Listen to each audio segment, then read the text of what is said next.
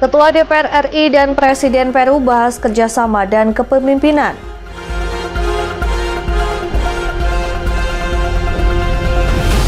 Kereta barang di Texas tergelincir 35 gerbong alami kecelakaan.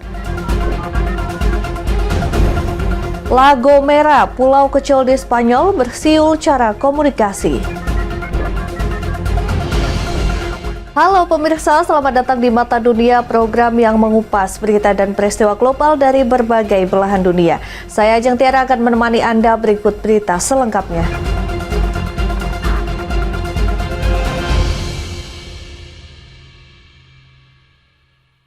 Kita ke informasi yang pertama, pemirsa. Ketua DPR RI Puan Maharani bertemu Presiden Peru Dina Ercilia Boluarte Zegarra di gedung MPR DPR RI Senayan, Jakarta pada Senin 11 Agustus 2025.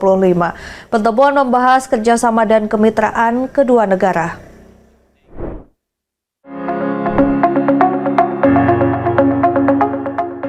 Ketua DPR RI Puan Maharani menerima kunjungan bilateral Presiden Peru Dina Ercilia Boluarte Zegarra di gedung MPR DPR Senayan, Jakarta Pusat pada Senin 11 Agustus 2025. Kunjungan dalam rangka memperingati 50 tahun hubungan diplomatik antara Indonesia dan Peru. Puan menyebut DPR RI mendukung upaya pemerintah mengembangkan dan memperluas kerjasama internasional termasuk dengan Peru. Kunjungan tersebut turut membahas kerjasama Indonesia-Peru. Indonesia-Peru Comprehensive Economic Partnership Agreement ditandatangani Presiden Prabowo Subianto pada Senin pagi. Lebih jauh, Puan menerangkan Peru adalah mitra penting Indonesia di Amerika Latin karena mempunyai banyak kesamaan sebagai negara dengan garis pantai yang panjang dan kaya budaya serta sumber daya alam. Kerjasama ini diharapkan bisa berlangsung maksimal dan dilakukan pengusaha dari kedua belah pihak. Peru adalah mitra penting Indonesia di Amerika Latin karena mempunyai banyak kesamaan sebagai negara dengan garis pantai yang panjang dan kaya budaya serta sumber daya alam. Dan tadi saya juga menyampaikan sebagai sesama pemimpin perempuan, tentu saja kita harus sama-sama mendukung bagaimana pemimpin perempuan di negara masing-masing dalam menjalankan kepemimpinan sebagai pemimpin perempuan. Dari Jakarta, Tim Berita Nasional TV.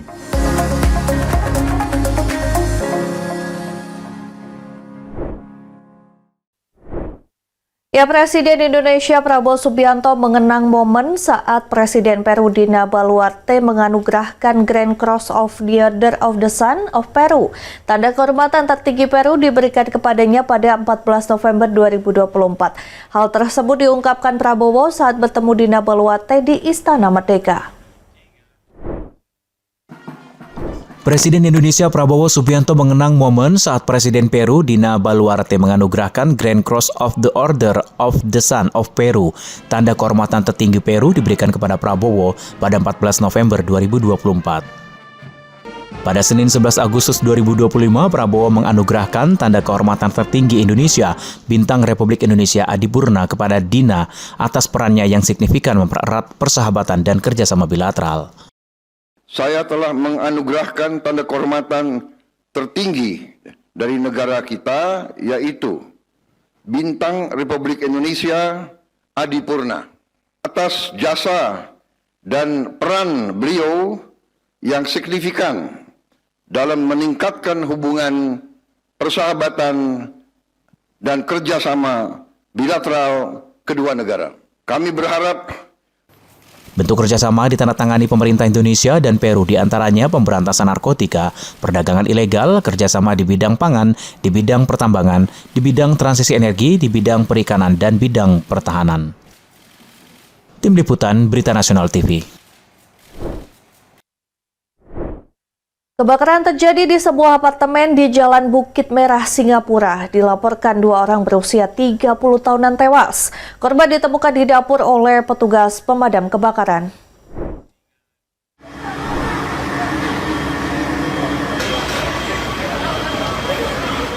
Dua orang tewas usai kebakaran melanda sebuah apartemen milik Badan Perumahan dan Pengembangan di Bukit Merah, Singapura pada Rabu 13 Agustus 2025. Ketika petugas pemadam kebakaran tiba di lokasi kebakaran, ruang tamu dan kamar tidur unit di lantai 4 terbakar. 2 orang ditemukan meninggal dunia di dapur apartemen tersebut. Menurut polisi, korban seorang pria berusia 34 tahun dan seorang wanita berusia 32 tahun. Kedua korban dibawa ke Rumah Sakit Umum Singapura. Polisi menyelidiki kasus ini.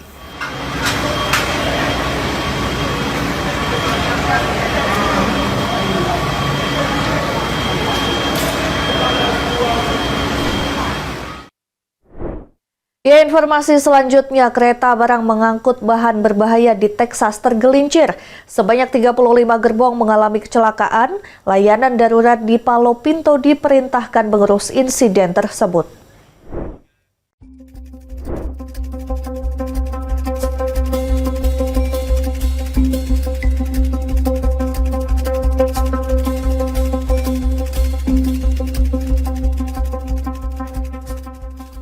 Insiden kereta barang tergelincir terjadi di atas jembatan Colville Road, terletak di sebelah utara State Highway 183 dan sekitar 3 km di timur kota Garden. Insiden ini terjadi pada Selasa, 12 Agustus 2025, sekitar pukul 13.45 waktu setempat. Pemadaman kebakaran dan tim tanggap darurat menuju lokasi menyelesaikan kerusakan serta menangani risiko secara hati-hati. Union Pacific menegaskan penyebab dari tergelincir kereta barang dalam proses penyelidikan.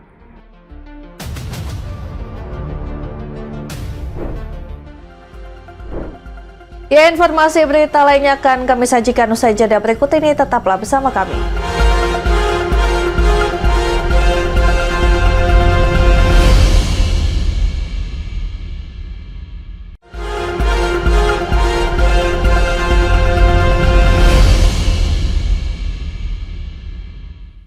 Terima kasih Anda masih menyaksikan Mata Dunia. Pemirsa, salah satu hutan di Turki dilanda kebakaran, tepatnya dekat provinsi Kanakkale. Lantas apa penyebab kebakaran? Simak laporannya.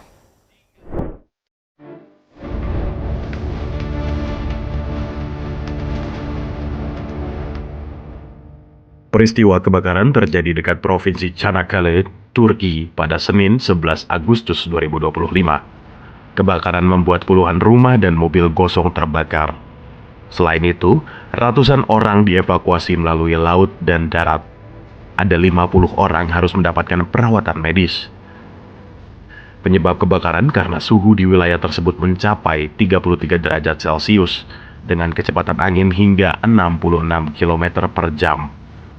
Proses pemadaman melibatkan 700 personel, diantaranya pesawat, helikopter, juga pemadam kebakaran.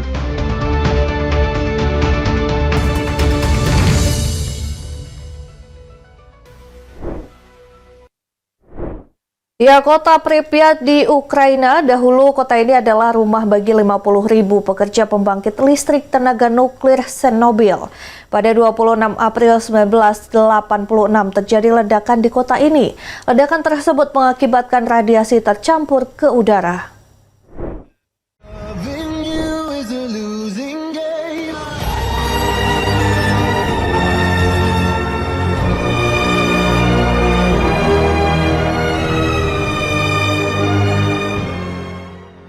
Dahulu, kota Pripyat di Ukraina adalah rumah dihuni bagi 50.000 pekerja pembangkit listrik tenaga nuklir Chernobyl.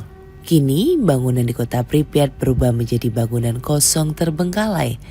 Radiasi masih tertinggal, membuat kota ini tetap tak berpenghuni hingga saat ini. Dalam hitungan jam usai ledakan nuklir pada 26 April 1986, kota tersebut menjadi kota kosong tak berpenghuni. Semua warga meninggalkan semua kenangan dalam debu dan radiasi. Sekarang gedung-gedung kosong di kota tersebut menyebabkan kota dijuluki kota mati.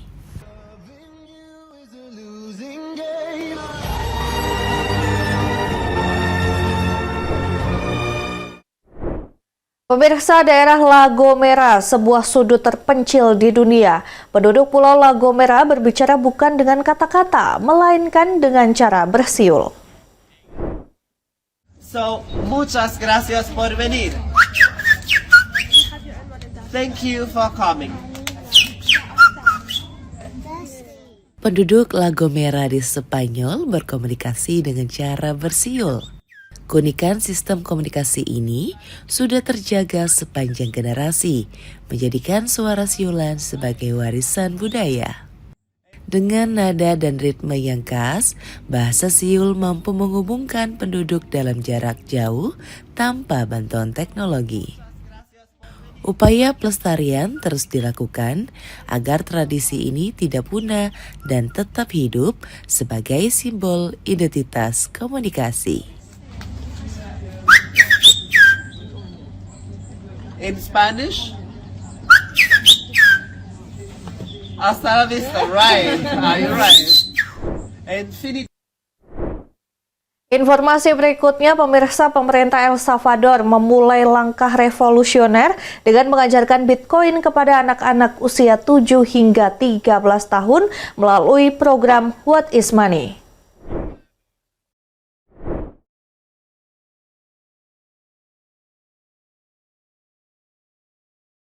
Para guru dari 50 sekolah umum saat ini dilatih memahami kurikulum dengan mengenai Bitcoin dan literasi keuangan. Program ini menjadi yang pertama di dunia mengintegrasikan pendidikan Bitcoin secara resmi ke dalam sistem sekolah dasar. Menurut kantor urusan Bitcoin El Salvador, pelajar akan mendapat pemahaman dasar mengenai uang, teknologi blockchain, serta cara menggunakan Bitcoin dalam kehidupan sehari-hari. Langkah ini diharapkan bisa membentuk generasi melek finansial sejak dini. Pada usia 7 tahun, anak-anak di El Salvador diajarkan literasi keuangan dan eksplorasi Bitcoin. Inisiatif ini menjadi langkah strategis membangun ekonomi masa depan dan menjadikan El Salvador sebagai pelopor utama di era keuangan digital. Dengan program ini, El Salvador membidik posisi sebagai pusat pendidikan kripto global. Jika berhasil, model pendidikan ini berpeluang ditiru banyak negara lain di dunia. Pemirsa, kami akan kembali usai jeda, tetap saksikan Mata Dunia.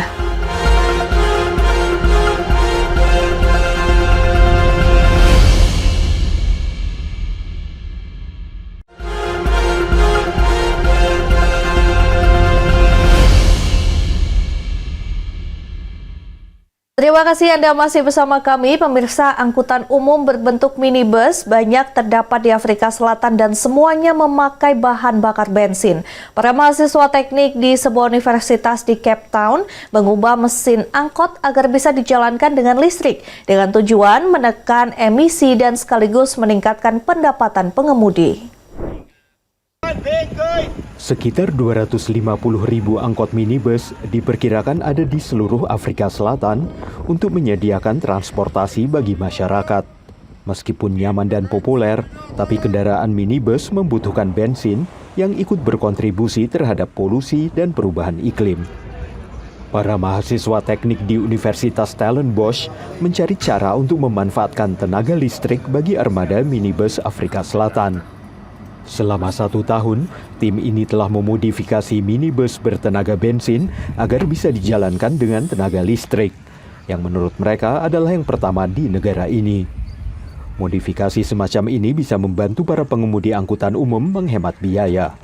You're going to save substantially. So just to give you an idea, our calculations show that if you buy a new electric taxi, you'll pay it off within 7 years.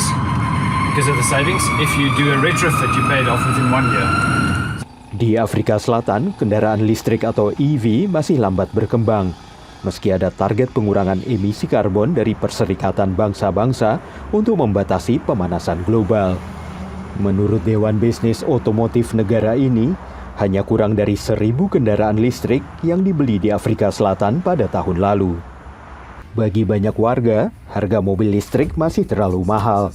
Dan hingga saat ini, pasokan listrik yang tidak menentu dari sebagian besar pembangkit listrik tenaga batu bara juga menjadi faktor penghalang. In South Africa, we have a very constrained grid, and introducing EVs in a naive way will exacerbate the problem. So we're trying to figure out a strategy around that. Menurut anggota tim teknik universitas ini, Elektrifikasi kendaraan pada akhirnya akan menjadi hal yang umum di Afrika Selatan dan tenaga surya akan memainkan peran penting dalam keberhasilannya.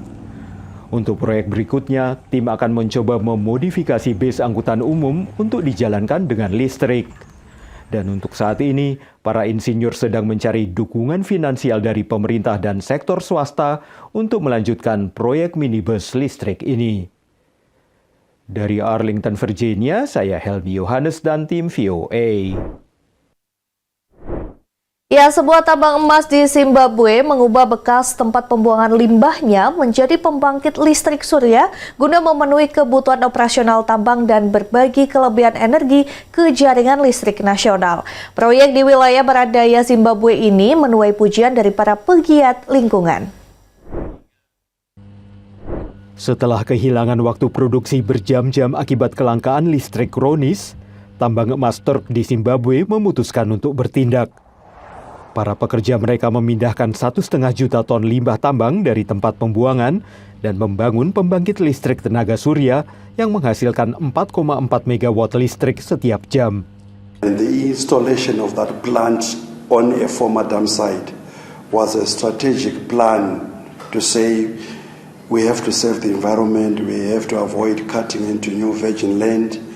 So we opted for a former dam site, which we had rehabilitated. Since then, the generation from the solar plant is able to run the plant, every equipment, every asset that we have on the mine, and with excess, that power is thrown into the national grid. Menurut Taurai, tidak seperti yang sebelumnya, tempat pembuangan baru tidak melepas limbah tercemar ke sungai terdekat. Sebaliknya, limbah padat disimpan di tempat pembuangan, sementara air didaur ulang untuk dipakai di tambang. Menurut Kepala Badan Pengelolaan Lingkungan Wilayah Barat Daya Zimbabwe, tambang-tambang lain seharusnya meniru tambang Turk yang dimiliki oleh pihak Kanada. They removed waste, the tailings, to a new site which is properly engineered to protect underground water contamination.